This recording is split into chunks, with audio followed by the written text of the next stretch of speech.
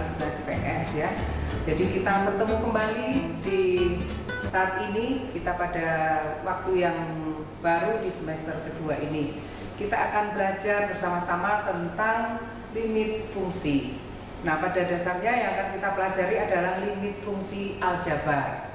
Nah, untuk limit fungsi aljabar ini kita mempunyai beberapa syarat ya untuk bisa mempelajari lebih baik, yaitu kita harus mengingat bagaimana tentang substitusi, bagaimana tentang pemfaktoran, ya, bagaimana tentang menentukan nilai fungsi. Nah, itu adalah dasar yang dipakai untuk belajar pada limit fungsi aljabar.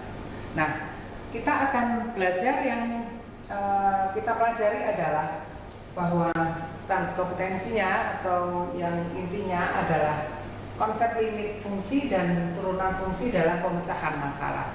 Jadi untuk syarat mempelajari turunan fungsi kita harus belajar dulu limit fungsi. Nah, kita akan menggunakan secara intuitif arti limit fungsi di suatu titik dan di titik tak hingga. Begitu pula kita juga akan menggunakan sifat limit fungsi untuk menghitung sebuah limit bentuk tak tentu dan fungsi aljabar dan trigonometri. Kita akan belajar pengertian limit fungsi. Nah, pengertian limit fungsi di sebuah titik itu melalui pengamatan grafik fungsi di sekitar titik itu. Bisa dilihat dari sebelah kiri atau sebelah kanan dari titik itu.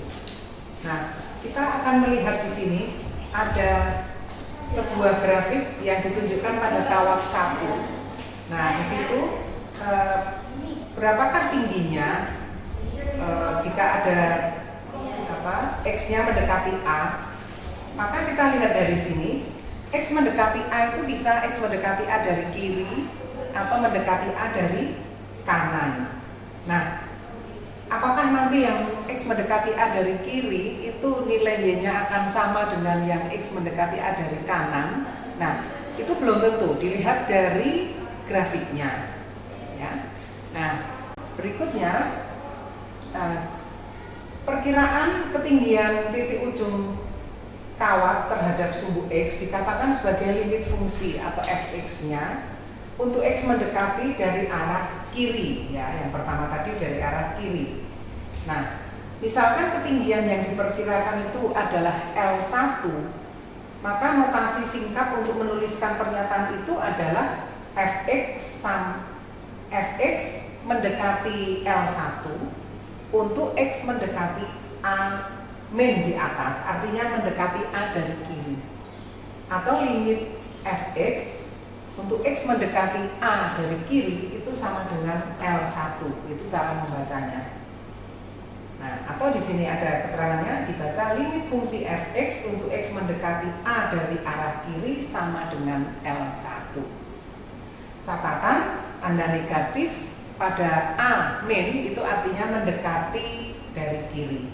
Lalu kalau ada X sama dengan A tanda plus di atasnya, maka artinya mendekati dari kanan, gitu ya. Nah, limit yang mendekati dari kiri dikatakan limit kiri, limit yang mendekati dari kanan dikatakan limit kanan. Tuh. Nah, sekarang kita lihat di sini limit dari X yang ada tanda kawatnya di sebelah kanannya X sama dengan A. Maka di sini ada tanda panah ke atas ke bawah. Itu adalah nilai dari fungsi jika X-nya mendekati A dari kanan. Maka tingginya adalah mendekati L2. Nah, ada tanda X mendekati A plus, artinya mendekati A dari kanan. Nah, di sini dikatakan bisa dibaca yang ini adalah bahwa limit fungsi fx untuk X mendekati A dari arah kanan sama dengan L2.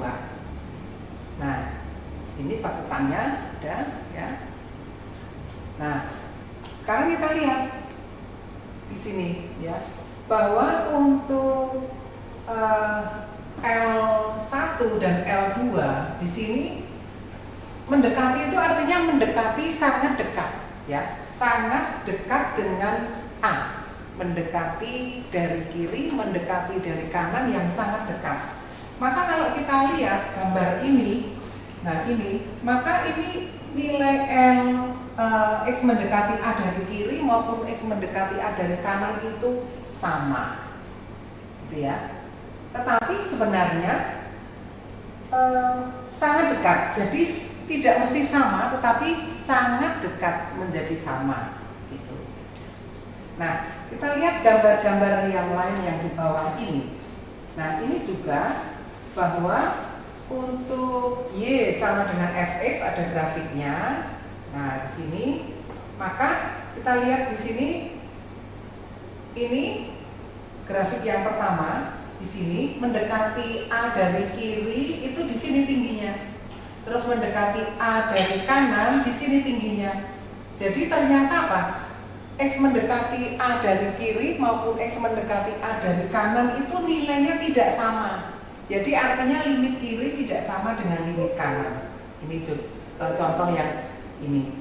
Nah, terus yang di sini ini juga mendekati dari kiri itu di sini, mendekati dari kanan itu di sini. Berarti limit kiri juga tidak sama dengan limit kanan, ya. Nah, terus yang di sini ini juga tidak sama. Nih limit kiri dan limit kanan tingginya L-nya itu tidak sama. Nah, yang sama yang mana? Yang sama yang ini. Ini L1 di sini, L2 di sini. Jadi mendekati dari kiri di sini, mendekati dari kanan juga di sini. Jadi limit kiri sama dengan limit kanan. Nah, kalau limit kiri sama dengan limit kanan, maka nilai limit fungsi pada X mendekati titik itu dari limit kiri dan kanan yang sama itu dikatakan mempunyai nilai limit L1 atau L2 karena sudah sama. Tapi kalau tidak sama limit kiri dan limit kanannya, maka nilai limit dari fungsi tersebut dikatakan tidak ada, ya. Nah, itulah tentang pengertian ini. Nah, ini limit kiri, limit kanan. Nah, sekarang ada, jika limit kiri ada nilainya L1, lalu limit kanan ada nilainya L2, lalu L1 sama dengan L2, maka nilai limit Fx, X mendekati A dikatakan ada dan nilainya L. Ya, karena di sini L1 sama dengan L2 sama dengan L. Nah, jika limit kirinya itu ada dan nilainya adalah L1 dan nilai limit kanannya ada, nilainya L2 dan L1 tidak sama dengan L2, maka dikatakan limit Fx, X mendekati A tidak ada. Yang ketiga, jika limit kiri dari X mendekati A itu ada, nilainya adalah L1, lalu limit kanannya tidak ada, maka nilai limit Fx, X mendekati A tidak ada. Sekarang yang keempat, jika limit dari kiri tidak ada, limit dari kanan ada, maka nilai limit fungsi X mendekati A tidak ada. Nah, jika limit dari kiri tidak ada, limit dari kanan tidak ada, maka nilai limit Fx, X mendekati A tidak ada. Nah, berarti dikatakan nilai limit fungsi Fx, X mendekati A itu ada jika yang pertama ini limit kiri ada, limit kanan ada, dan nilainya sama. Gitu. Ya, nah, itulah pengertian limit. Nah, jadi kesimpulannya, suatu fungsi Y sama dengan Fx didefinisikan untuk X di sekitar A. Maka limit Fx, X mendekati A sama dengan L jika dan hanya jika limit Fx, X mendekati A dari kanan sama dengan limit Fx, X mendekati A dari kiri sama dengan L. Ya. Nah, sekarang pengertian limit melalui penghitungan atau perhitungan nilai-nilai fungsi. Contohnya, diketahui fungsi fx sama dengan x kuadrat dikurangi 4 dibagi x min 2 dengan daerah asal df adalah himpunan x sedemikian rupa sehingga x anggota himpunan bilangan real dan x tidak sama dengan 2. Hitunglah nilai limit fx, x mendekati 2 dengan cara menghitung nilai-nilai fungsi di sekitar x sama dengan 2. Jawabnya, kita lihat tabelnya. Kita buat tabel dengan x ya, yang mendekati 2. Nih, mendekati 2 dari kiri itu ada 1,999, 1,9, 1,8, 0,7. Dan mendekati 2 dari kanan menjadi 2,001, 2,01, 2,1, 2,2. Dan kalau ini disubstitusi ke x kuadrat min 4 dibagi x min 2, nilainya ternyata seperti ini. Akhirnya ini kan mendekati berapa, dan dari sana mendekati berapa? Mendekati bilangan berapa? Nah, nanti coba kalian tebak. Nah, berdasarkan tabel di atas terlihat bahwa mendekati 4, ya kan? Mendekati 4. Maka dengan demikian limit fx untuk x mendekati 2 sama dengan limit x kuadrat min 4 per x min 2 x mendekati 2 sama dengan 4. Nah, sekarang kalau ini tidak menggunakan limit tapi hanya disubstitusi langsung, maka berapa? Kalau dimasukkan 2, kan nilainya 4 min 4 per 2 per min 2 kan berarti 0 per 0. 0 per 0 itu artinya tak tentu. Tak tentu itu tidak ada nilainya. Nah, tapi ternyata kalau menggunakan pendekatan atau limit itu mendekati 4 nilainya. Nilainya substitusi. Tetapi kalau ditulis dalam bentuk limit, ini limit x mendekati 2-nya sama dengan 4. Karena artinya limit itu adalah pendekatan, mendekati tetapi yang sangat dekat. Gitu ya, mendekati yang sangat dekat. Nah, itu. Nah, jadi beberapa hal yang perlu diperhatikan tentang fx sama dengan x kuadrat min 4 per x min 2. Kalau ditulis x-nya di f2, artinya x-nya diganti 2, maka nilainya 0 per 0. Artinya bentuk tak tentu atau tidak didefinisikan. Nah, untuk x sama dengan x tidak sama dengan 2, tidak sama dengan 2, artinya itu mendekati 2. Bisa di kanannya sedikit atau di kirinya sedikit. Nah, setelah kita masukkan dalam tabel tadi, kan muncul bahwa bukan 0 per 0 kan, tetapi mendekati 4 ya. Jadi nilainya bukan 0 per 0 sebenarnya, tapi sangat dekat dengan 4 gitu. Tapi kalau dimasukkan benar-benar 2 malah menjadi 0 per 0. Maka nilai limit adalah nilai pendekatan sebenarnya. Nah, jadi ini coba untuk bisa mendapatkan nilai limit dari x kuadrat min 4 per x min 2, maka dengan cara ini difaktorkan. Jadi kalau x kuadrat min 4 difaktorkan menjadi x plus 2 kali x min 2, ini harusnya x plus 2, bukan x min plus 4. Nah, ini dibagi x min 2, maka hasilnya x tambah 2.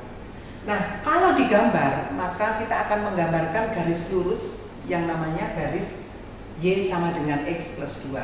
Gambarnya adalah garis yang seperti ini. Ya, garis yang memotong suhu X-nya di min 2 dan memotong suhu Y-nya di 2. Nah, garis itu adalah garis Y sama dengan X plus 2. Tetapi bagaimana kalau kita menggambarkan kurvanya adalah Y sama dengan X kuadrat min 4 per X min 2? Boleh, gambarnya tetap garis lurus itu, tetapi harus terputus di sini, terputus di X sama dengan 2. Artinya garisnya tidak lurus 12, tetapi dia terputus di titik dengan X-nya 2, berarti Y-nya 4 di 2,4 dia terputus. Nah, ini terputus di sini. garisnya. Nah, jadi itulah bedanya menggambarkan garis X sama dengan Y sama dengan X plus 2 dan Y sama dengan X kuadrat min 4 per X min 2. Sama-sama garis lurus tapi ada yang terputus.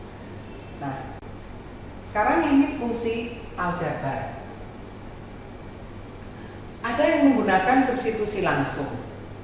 Nah, kalau hasilnya disubstitusi langsung adalah bilangan real atau bilangan nol atau bilangan tak hingga, maka hasilnya sudah selesai, langsung ketemu. Tapi kalau setelah disubstitusi langsung itu hasilnya 0 per 0 atau tak tentu, maka harus diolah atau dikerjakan lagi dengan cara lain agar menjadi tertentu. Gitu ya. Nah, kalau ini substitusi langsung hasilnya 4. Ya sudah, berarti nilai ini sama dengan 4. Nilai limit fungsi ini untuk X mendekati min 1-nya adalah 4 ya. Nah, sekarang untuk metode pemfaktoran ya. Limit X mendekati 2, X kuadrat min 4 per X min 2. Kalau disubstitusi langsung hasilnya 0 per 0. Nah, ini disebut bentuk tak tentu dan tidak didefinisikan.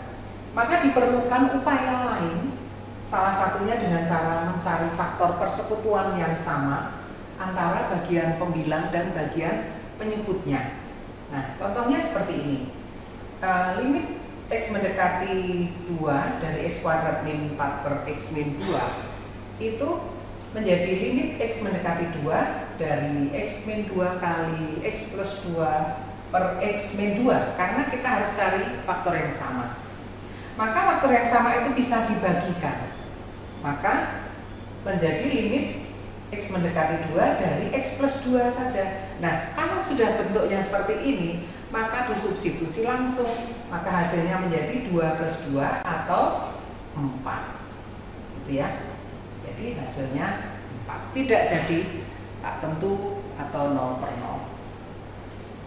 Nah, jadi secara umum pengerjaan limit fungsi itu mempunyai bentuk tak tentu yang dapat dilakukan dengan metode pemfaktoran ya.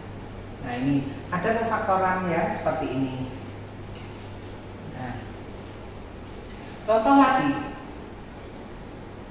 ada limit bentuk akar ya, X kuadrat min 9 dibagi akar X kuadrat plus 7 dikurangi 4 X mendekati 3. Coba kalau kita substitusi langsung kan 9 min 9 0 dibagi akar 16 min 4 juga 0, jadi 0 per 0. Karena 0 per 0, maka kita harus membuat menjadi atau mengupayakan dengan cara lain. Karena ini belum bisa difaktorkan, maka kita kalikan dengan bentuk sekawannya. Nah, di sini adalah sekawan penyebut. Kalikan dengan sekawan penyebut per sekawan penyebut.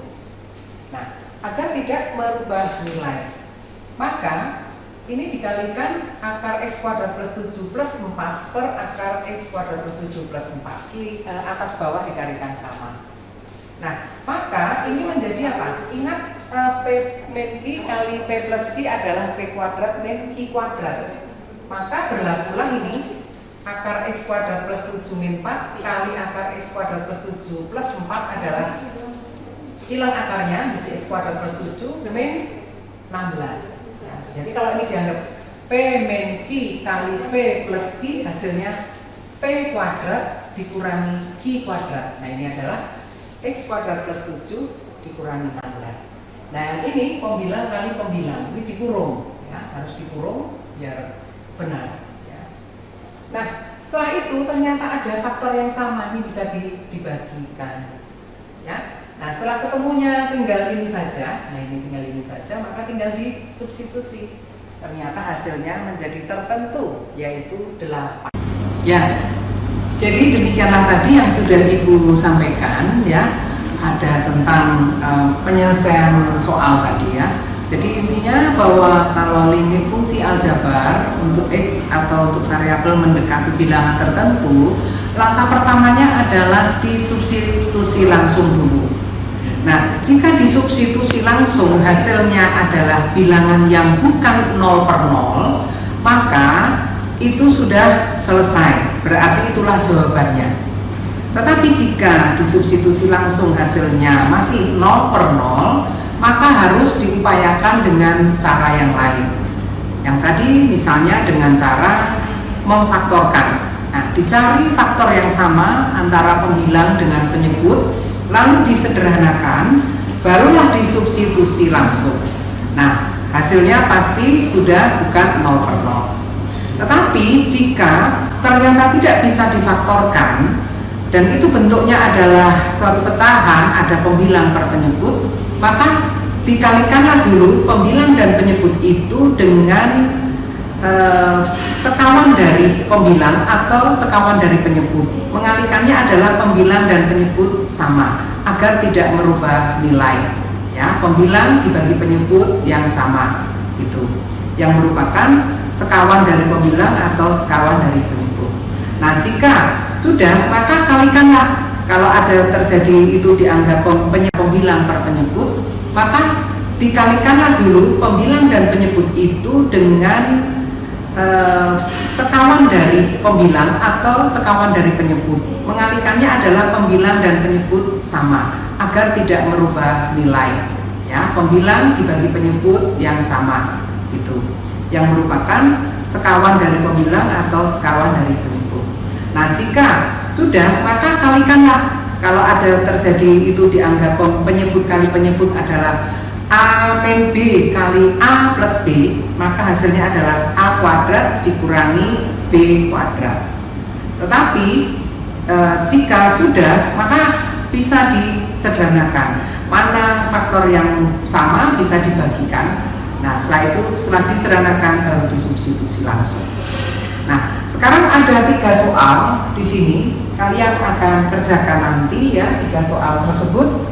Nah, ini juga kalian lihat, kalau nanti disubstitusi langsung dengan pendekatan nilai X-nya adalah 0/0, maka kalian berikan upaya lain, ya, misalnya dengan difaktorkan, lalu kalian bisa mendapatkan nilai yang tertentu, bukan nilai tak tentu lagi. Nah, demikianlah pembelajaran kita tentang limit fungsi aljabar. Nah, selamat mengerjakan soal, selamat belajar, sehat untuk kalian semua, maju untuk kalian semua. Terima kasih.